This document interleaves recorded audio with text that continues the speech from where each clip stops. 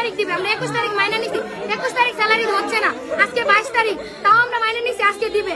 এখন বলতেছে তারা আরো সিদ্ধান্ত জানাবে। এখন আমরা ভাবতেছি আমরা তো এভাবে হবে না, আমাদের ঘর ভাড়া দিতে হবে, খাইতে হবে, ছেলে মেয়ে আছে স্কুলে পড়াশোনা করে, ছোট বাচ্চা আছে দুধ কিনতে হবে, খাওয়াইতে হবে। এটা ভাইবে আমরা ভাবছি আমরা যদি হয়তো একটু রাস্তায় যাই সবাই আমাদের সহযোগিতা করবে, এলাকার লোকজনের স্থানীয় বাসায় থাকি, তারা ঘর ভাড়ার জন্য চাপ দিচ্ছে, তারাও আমাদের পাশে এসে দাঁড়াবে। সবাই মিলে মালিকরা জানাবে যে লোকজনের বেতন কেন দিচ্ছেন না, পুলিশ আছে তারা জানাবে। আমরা এটা ভাইবে আমরা রাস্তায় এসে না সামান্য বসতি, কিন্তু পুলিশ কি করলো, আমাদের উপরে আক্রমণ করলো, আমাদের আহত করলো, গুলিগ্রস্ত করলো। কেন?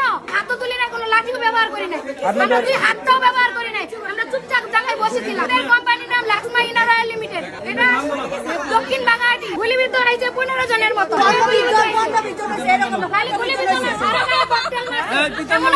গোপন জায়গা, সেই জায়গায়ও লাগছে। আর কি কম আমরা বলেন, দেখানোর মতো অবস্থা পুলিশ বাহিনী করছে।